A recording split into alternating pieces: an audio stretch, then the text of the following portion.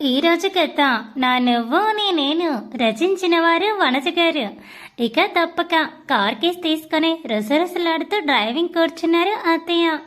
ఆవిడ కొంచెం డ్రైవింగ్ చేశాక మామయ్య ఫేస్ నార్మల్గా పెడుతూ, అరే పండు కొంచెం ఎఫ్ఎం ఆన్ చేయరా అనుకొని మంచి ఊపు మీదున్న సాంగ్ని పెట్టాను నేను. దాంతో అత్తయ్యకి ఇంకా కోపం వచ్చినట్టుంది. అందుకే కారు ఏమో స్పీడ్గా పోనిస్తూ ఒక ఐమాక్స్ ముందు కారు ఆపింది. వర్మ గారు, మనం మూవీకి వచ్చేసాం.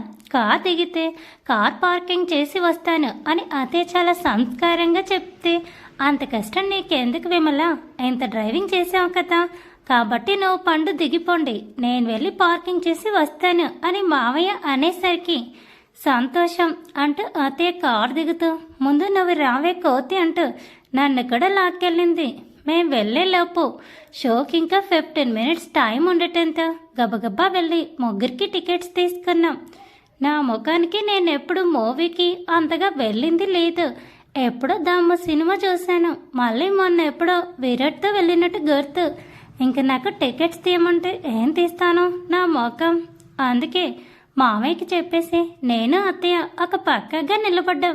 ఇంకా మంచిగా పాప్కార్న్ కొనుక్కొని మూవీలోకి వెళ్ళిపోతే అత్తయ్య మావయ్యని పక్కపక్కనే కూర్చొని నేను కార్నర్ సీట్ నా కోసం సాక్రిఫైస్ చేసేసుకున్నాను.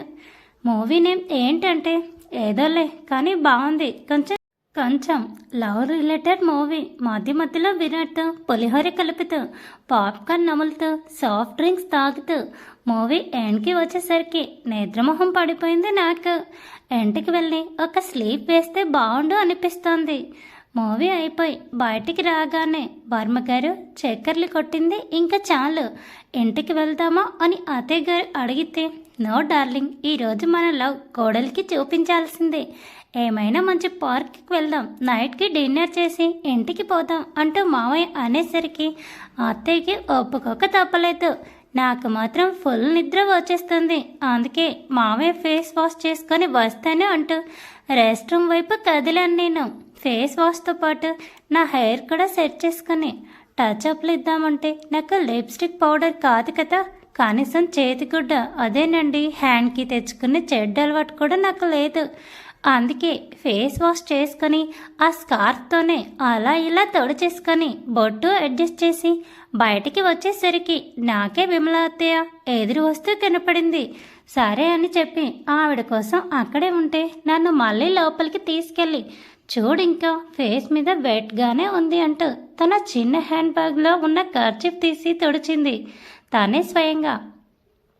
అమ్మో బాబోయ్, ఈవిడ మా సునీతకి కాంపిటీషన్ వచ్చేలాగా ఉందే అనుకుంటూ ఆవిడకి ఏం ఎదురు చెప్పకుండా చేయించుకొని ఇద్దరం బయటికి వెళ్ళేసరికి ఎవరో మా కోసమే వెయిట్ చేస్తూ ఉన్నట్టు అనిపించారు నాకు.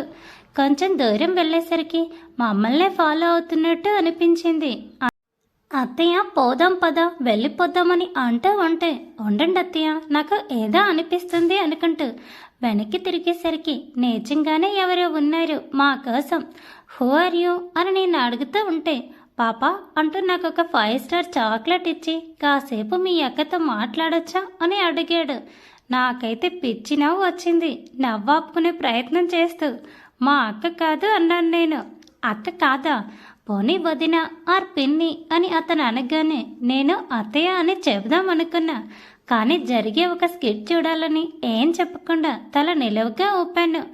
పాప ఇద్దరే మూవీకి వచ్చారా, యాక్చువల్లీ నాకు ఆ అమ్మాయి చాలా నచ్చేసింది.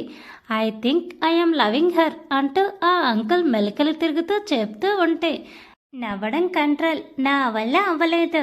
వసు ఏంటక్కడ మాటలు అంటూ అత్తయ్య కూడా నా దగ్గరికి వచ్చేసరికి వాడికి గుండెల్లో రెక్కలు ఎగిరినట్టు అనిపించినట్టు ఉంది. ప్లీజ్ స్వీట్ హార్ట్, మీతో కొంచెం మాట్లాడచ్చా అని అడిగాడు ఆ అంకుల్. ఏయ్ ఎవరు నువ్వు, జస్ట్ షటప్ అని అత్తయ్య అంటూ ఉంటే, మీకు ఇలాంటివన్నీ నచ్చవు, అందుకే నేను మీ ఇంటికి వచ్చి ఇంట్లో వాళ్ళతో మాట్లాడతాను, పెద్దల్ని ఒప్పిస్తాను అని ఆ అంకుల్ ఏదో చెప్పబోతూ ఉంటే, ఏయ్ ఏంటి పిచ్చి పట్టిందా, హూది హెల్ ఆర్ యూ అని ఈసారి గట్టిగా అత్తయ్య కోపం ఒప్పుకోలేక గట్టిగా అరిస్తే, యా నాకు తెలిసి మీరు ఏ మాయ చేసావే మూవీలో లాగా జెస్సీ టీచర్ అనుకుంటా అందుకే అరుస్తున్నారా అని వాడంటే నిజంగా అత్తయ్యకి పిచ్చి పట్టింది. కొట్టానంటే పళ్ళు రాలుతాయి, ఎక్కువ చేస్తే ఇక్కడ పోలీస్ కంప్లైంట్ ఇస్తాను అని అత్తయ్య బెదిరిస్తూ ఉంటాయి. అప్పటి వరకు మామయ్య నేను సీక్రెట్గా స్కిట్ ఎంజాయ్ చేస్తూ ఇంకా పరిస్థితి చేంజ్ అయిపోతుంది అనుకుంటూ మామయ్యని రమ్మని చెప్పాను నేను. బాబు నువ్వు డ్రాప్ అయిపో, ఈ అమ్మాయి నాకు 25 ఏళ్ల కిందటే పడిపోయింది అని చెప్పాడు మామయ్య. వాట్ అని ఆ అంకుల్ అరిస్తే నిజం, ఈమె నాకు భార్య, ఈ పాపకి కడుకుని ఇచ్చిన అత్తయ్య. నీ చేత ఫీలింగ్స్ ఏమైనా ఉంటే చేతబుట్టలో వేసుకో అని మామయ్య చెప్పేసరికి ఓ మై గాడ్ అంటూ గుండె పట్టుకొని పడిపోయాడు ఆ అంకుల్. అత్తయ్య నన్ను మామయ్య భుజం మీద గట్టిగా కొట్టేసి వెళ్ళిపోయింది. సీరియస్ తీసుకొని నన్ను తిట్టకండి ఫ్రెండ్స్, మన విమల అత్తయ్య అంత యంగ్గా ఉంటారు అని చెప్తున్నాను నేను.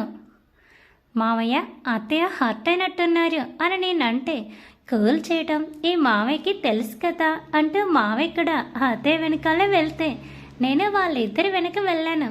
కాసేపటికి ఇద్దరు మిస్ అవ్వటంతో ఎటుపోయారా అని వెతుకుతూ ఉన్న నాకు 10 నిమిషాలకి ఒక చోట కనిపించారు ఇద్దరు. వాళ్ళని చూస్తూ నాకు దగ్గరికి వెళ్ళాలి అనిపించలేదు. నా ఫోన్ కెమెరాకి పని చెప్పాను నేను. ఎంత బాగా ఎక్స్ప్లోర్ చేస్తూ ఇద్దరు చేయి పట్టుకుని తిరుగుతూ నవ్వుతూ ఉన్నారు, సేమ్ లైక్ చిలక గోరింకల్లాగా. అక్కడున్న గార్డెన్లో రంగురంగుల పూల చెట్ల మధ్య వీళ్ళిద్దరే సీతాకోక చిలుకలు అన్నట్టు ఉన్నారు. సరే మనం ఎందుకులే వాళ్ళని డిస్టర్బ్ చేయడం అనుకుని సాయంత్రం అయింది, విరాట్కి ఫోన్ చేద్దాం, ఖాళీగా ఉంటే కాసేపు టైం స్పెండ్ చేస్తాడు అనుకుంటూ ఫోన్ తీసి ఆగిపోయాను నేను. కారణం మావయ్య ఒక రెడ్ రోజ్ తీసుకొని అత్తయ్యకి ప్రపోజ్ చేస్తున్నారు. ఇంకేముంది, విరాట్కి ఫోన్ చేసే పని విరమించుకొని వాళ్ళిద్దరికీ పిక్స్ వీడియోస్ తీస్తూ విన్నాను నేను.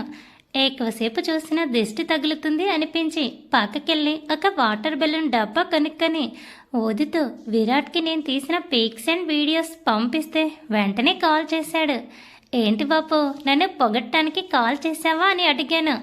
పిక్స్ సూపర్ వచ్చాయి, మంచి టాలెంట్ ఉంది పిల్ల నీకు అని విరాట్ అంటూ ఉంటే ఐ నో నాకు తెలుసు నేను మల్టీ టాలెంటెడ్ అని, అంతగా పొగడకు విరాట్, నీకు తెలుసు కదా నాకు పొగడతలంటే అస్సలు నచ్చదు అని నేను అంటూ ఉంటే నీకు ఫోన్ చేసా చూడు వసు అంటూ విరాట్ హే ఆగాగు నీకు ఒక ఇంపార్టెంట్ విషయం చెప్తాను అంటే ఇంతకు జరిగిన విషయం మొత్తం చెప్పి నవ్వాను నేను.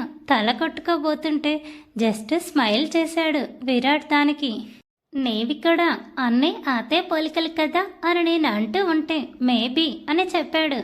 సర్లే ఇప్పుడు వెళ్ళి ఆ జంటని డిస్టర్బ్ చేయాలి అని నేను అనుకోవట్లేదు కాబట్టి కాసేపు నువ్వు మాట్లాడు అంటూ ఫుల్గా విరాట్తో ముచ్చట్లు పెట్టిన నేను.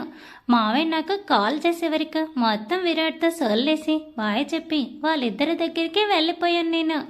ఇంకా డిన్నర్ టైం అవ్వకపోయినా లంచ్ స్కిప్ చేసినందుకు కొంచెం త్వరగా వెజ్లో 4 వెరైటీస్ ఆర్డర్ చేసుకొని తినేసి మామయ్య డ్రైవింగ్లో ఇంటికి వచ్చేసి అలసిపోయి డ్రెస్ కూడా చేంజ్ చేసుకోకుండా బెడ్ మీద పడిపోయాను నేను. తెల్లారేసరికి అసలు మెలకువ రాలేదు, కానీ పొద్దున్న లేచాక నన్ను నేను చూసుకుని షాక్ అయిపోయాను. ఏమైందంటారు? పండునింకా అర్థం చేసుకున్నట్టే మీరు కనుక ఇప్పుడు ఆన్సర్ చెప్పకపోతే thanks for watching. Please subscribe my channel for more videos.